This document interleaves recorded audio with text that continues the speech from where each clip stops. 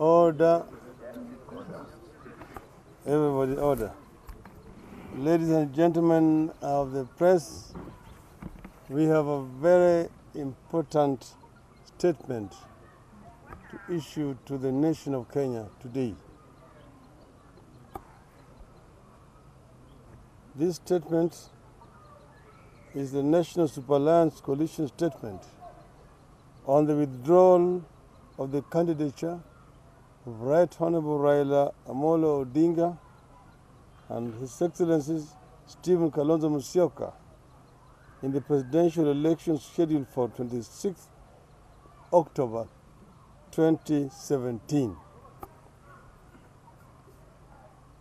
On August 8th, Kenyans voted in the sixth election since the return to multi-party politics in 1992, the political reform we call the Second Liberation.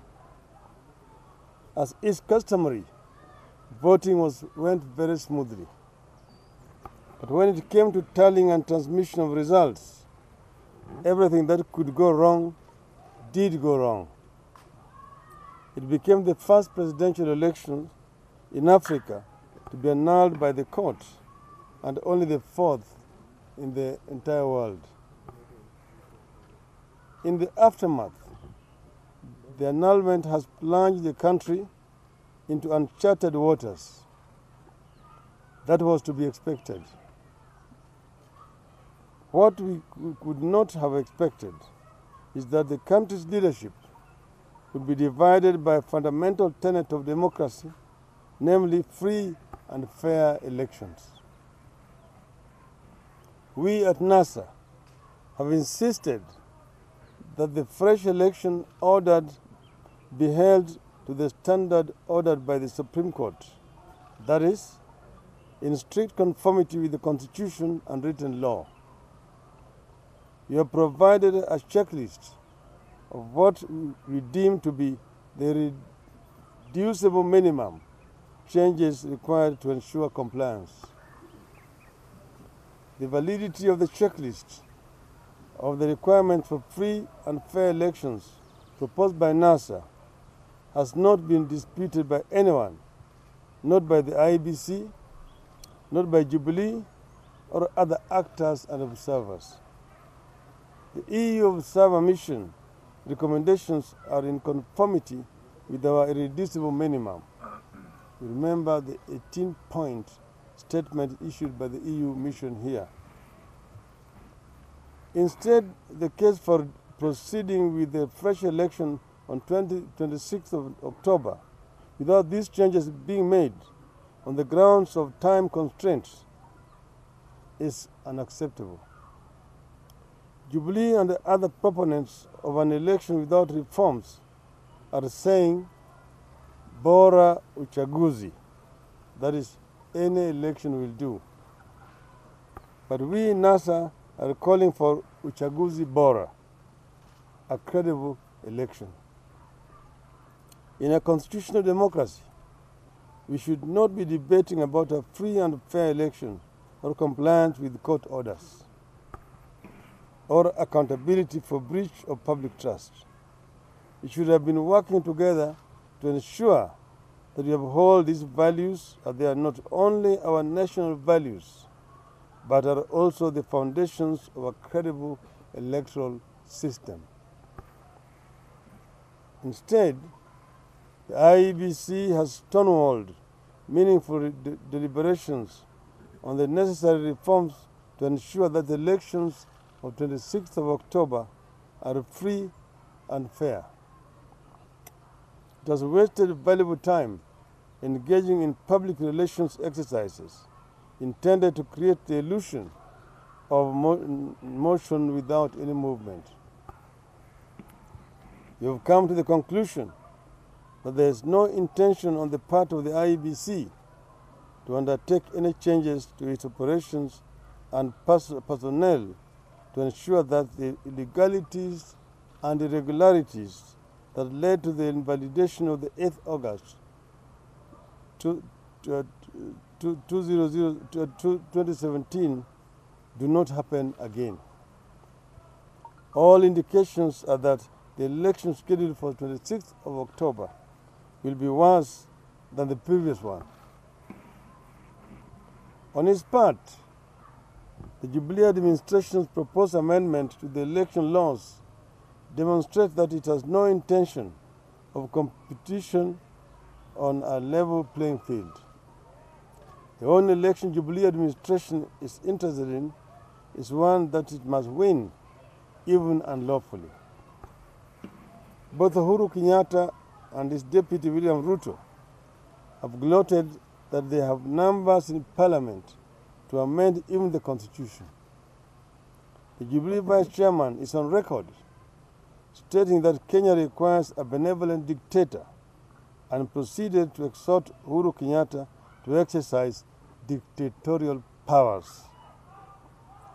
These utterances provide the motive for the blatant across-the-board rigging of the August 8th elections to secure the majorities that Jubilee needs to overrun our constitution. Kenyatta and Ruto are beneficiaries, believers, and defenders of the old order. They intend to overthrow our new constitutional order and reinstall the old order. The over 300 elections petitions filed so far, majority against Jubilee, are evidence enough that this claimed majority is fraudulent. We wish to reiterate what we have stated in the past, that we will not allow autocracy back into Kenya. It is unfortunate that international actors who have supported Kenyans in their quest for democracy and good governance are now on the side of appeasing dictatorship in the mistaken belief that it will maintain stability. We shall not allow anything to dampen our morale. We want the battle for multi-party democracy. We want the battle for a new constitution. We are going to win the battle for a free and fair election. After deliberating on our position in respect of the upcoming election, considering the interests of the people of Kenya, the region, and the world at large, we believe that all will be best served by NASA vacating its presidential candidature in the election scheduled for 26th October this 2017. My colleague, my running mate, Honorable Kalonzo Musyoka, will take over from here.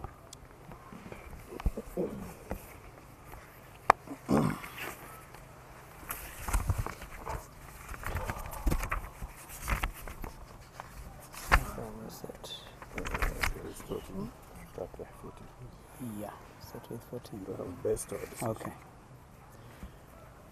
We have based our decision on the foregoing and the following constitutional and legal basis. Under the heading Supreme Court Decision in the Election Petition Number 1 of 2017, Raila Odinga versus IBC and others, in arriving at his decision to nullify the presidential election held on August 8, 2017, the Supreme Court made the following findings of illegalities and irregularities, based on which the National Super Alliance Coalition proposed a 12-point irreducible minimum required to make the fresh election fully compliant with the Supreme Court decision. With regard to the statutory reforms, on the matter of the statutory reforms used in the elections, the court found that contrary to the assertion by the Commission that it had fully complied with the Constitution and the law, and the position taken by the Commission through the affidavit of Immaculate Kasait, that the Commission had developed standards for its electoral goods prior to their procurement, including specific security features for each ballot paper and statutory reform in order to prevent duplication, misuse, piracy, fraud, counterfeiting, and to improve controls, and that the statutory reforms and ballot papers are the features which included Goliosha patterns, anti-copy patterns, watermarks, microtext, tapered serialization, invisible UV printing, polling station data personalization, self-carbonating element and barcodes, different color for each ballot paper, and other forms were in a standard form or format. The scrutiny supervised by the Registrar of Supreme Court and authenticated by the agents of all the parties to the case had reviewed the following. A. The Commission declared Uhuru Muigai Kenyatta the President-elect before it received the results from 11,883 polling stations and from 17 constituencies. B.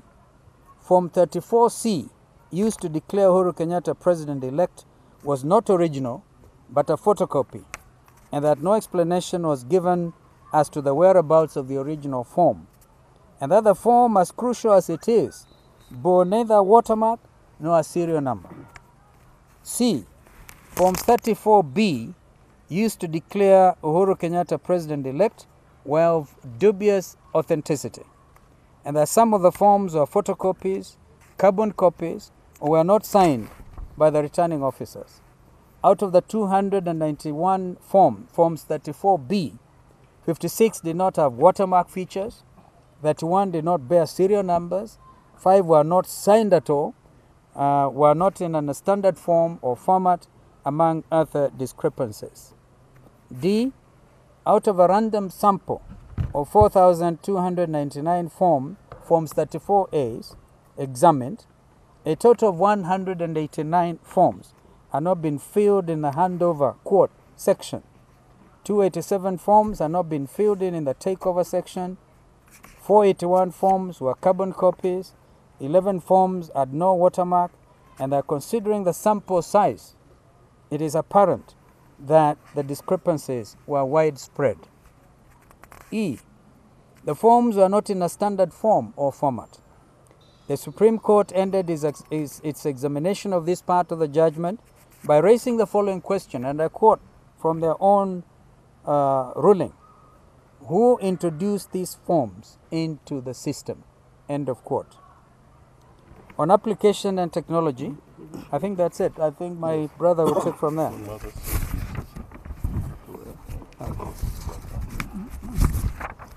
What does you do with application and technology?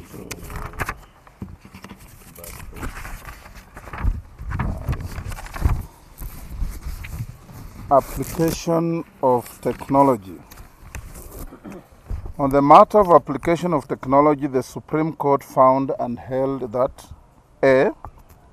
The Commission failed to electronically transmit the statutory forms 34As and 34Bs as required by Section 39(1)(c) of the Elections Act. The Court accepted the petitioner's claims that the Commission's IT system was infiltrated and compromised, and the data therein interfered with, or IEBC officials themselves interfered with the data, or simply refused to accept that it had bungled the whole transmission system and were unable to verify the data. This being the only logical reason, the interlocutory orders for audit and access thereto were frustrated by the Commission. C.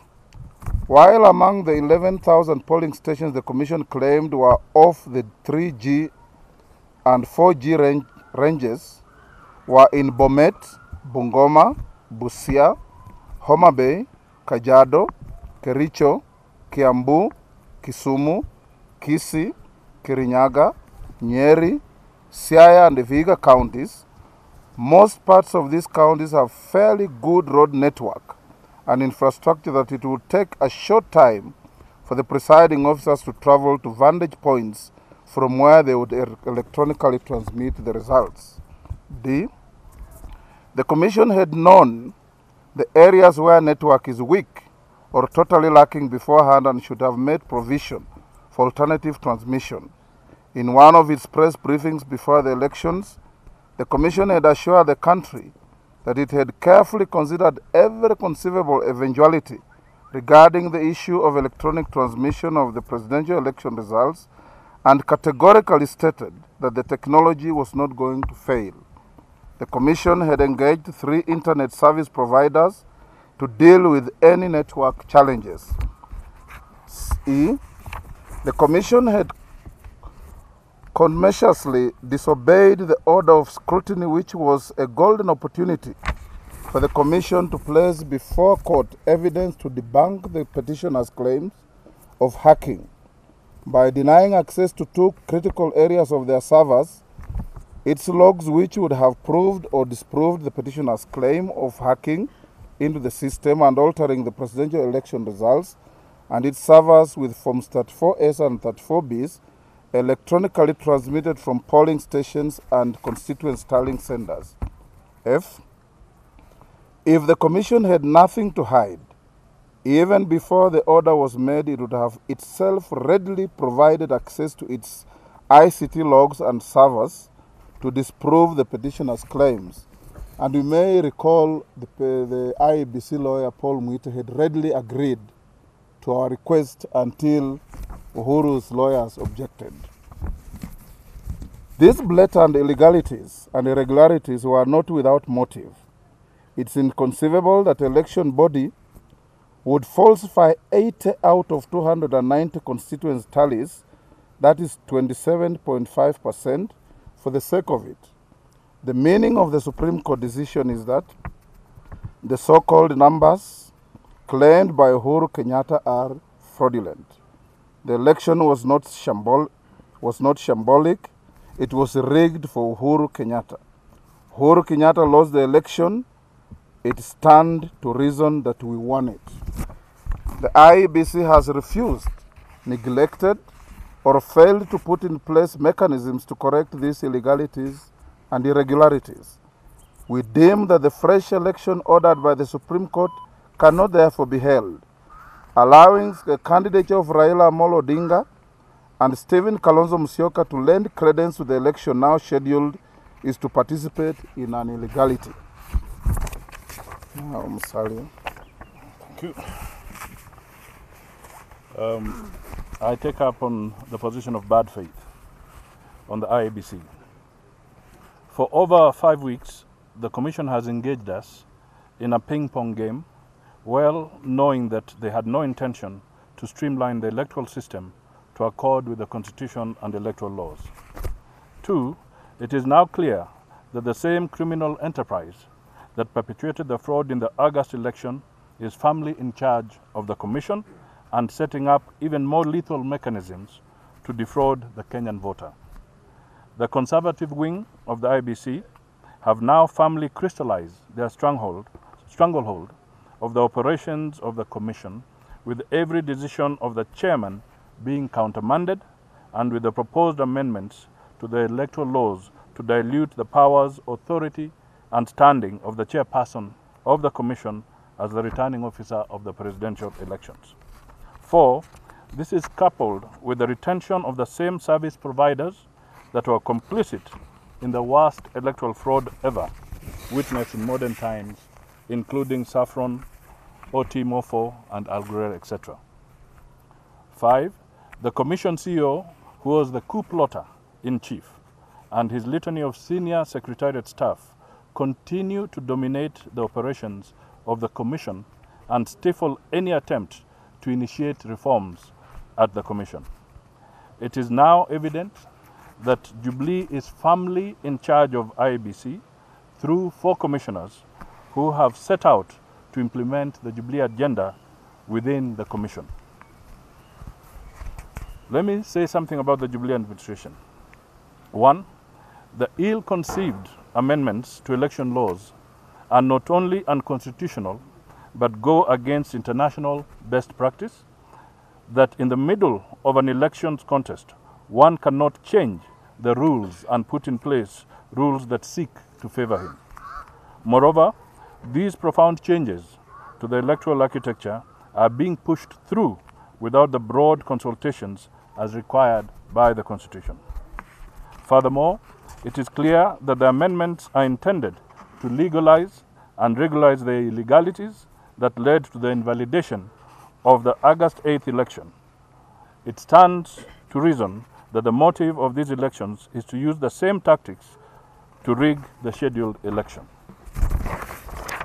The state has, in the period intervening the nullification of the August 8th presidential election, gazettement of fresh and pending of the 26th October elections, withdrawn security to the NASA presidential and deputy presidential candidate.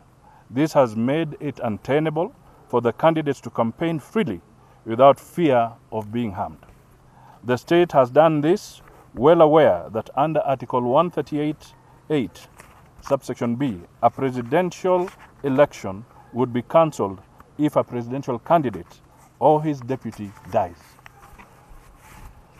Let me come to the position of vacating the election as the only route to a free and fair and credible election. The IEBC published the Gazette notice declaring the fresh dates for the presidential elections with Right Honorable Raila Amolo Odinga and Uhuru Muigai Kenyatta, based on the Supreme Court decision of 2013, on a question brought for direction by Attorney General, who is a Chief Government Legal Advisor. In paragraph 289 and 290, the Supreme Court found as follows.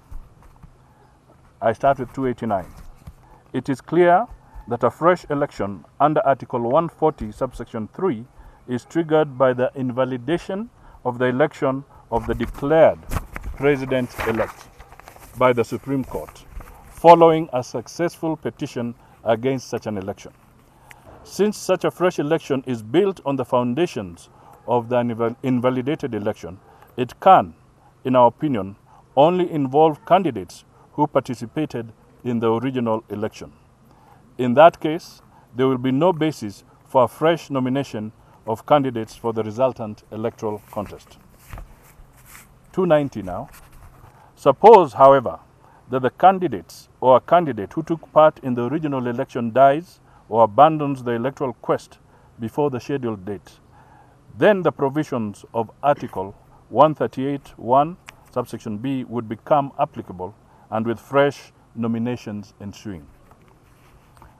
As per a correction issued on 6th May 2013, the Supreme Court clarified that the relevant article is above is 138(8), subsection B, which deals with the cancellation of a presidential election in the event of the death of the president or the deputy or before the scheduled date.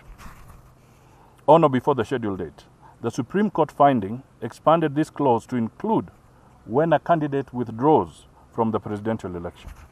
The implication of this provision is that upon our candidate's withdrawal, the election scheduled for the 26th October stands cancelled. Our withdrawal from the election requires the IEBC to cancel the election and conduct fresh nominations. The procedure for nomination of presidential candidates is provided for in the Elections Act 2011, Section 13, subsection 1, which states, a political party shall nominate its candidates for an election under this Act at least 90 days before a general election, under this Act in accordance with its constitution rules. It is clear that this provision gives adequate time to undertake the reforms necessary to conduct an election that is in strict conformity with the Constitution, the relevant laws, and the Constitution. This being the case, it is our conviction that the withdrawal of our candidates is in the best interest of the country and a win-win for everyone. I now pass back to the Right Honourable. This is just to show you that we have formally written a letter to the chairman of the Independent Election and Boundaries Commission, Mr. Fuller Chebukati. The letter reads, Dear Sir, withdrawal of candidature in the fresh presidential election.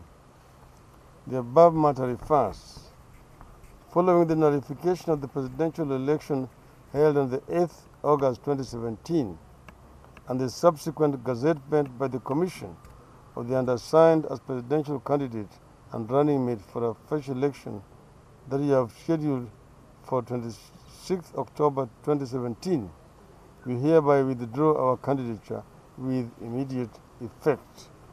Yours faithfully, signed Honorable Raila Amolo Odinga, Honorable Stephen Kalonzo Musyoka.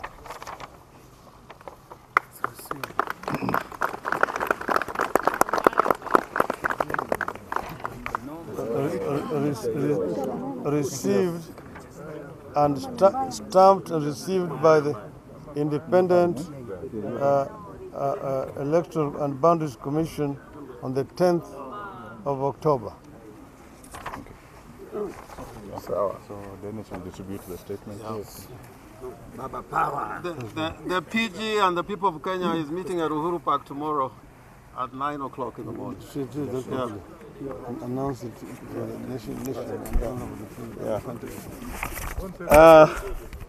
tomorrow all over the country, from Mandera to Vanga, from Busia to Lamu, there are going to be demonstrations that we had earlier scheduled.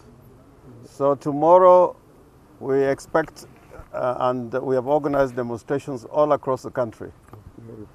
And the basis of those demonstrations is under the call, no reform, no elections. No reform, no elections. And tomorrow, before we begin our demonstrations, we are going to have a gathering, a huge gathering, a public meeting at Uhuru Park.